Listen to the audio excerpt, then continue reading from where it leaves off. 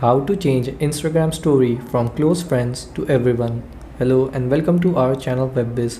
In this video we will see that is it possible to change Instagram story from close friends to everyone. So please watch till the end to properly understand the video. So first I'm gonna open my Instagram, and then here I have a story, a close friend story. You can see that this is in green.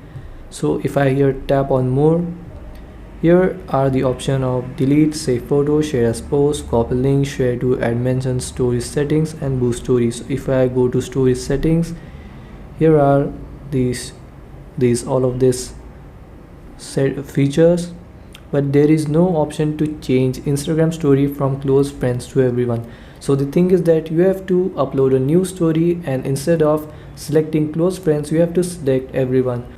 So if you deleted the story from your phone and you have uploaded it as close friends, you can download the photo or video.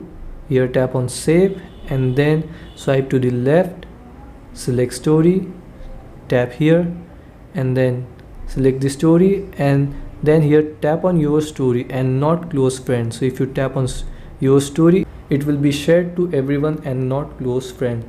So this is the only way right now to change Instagram story from close friends to everyone. So this was it for this video. Thanks for watching.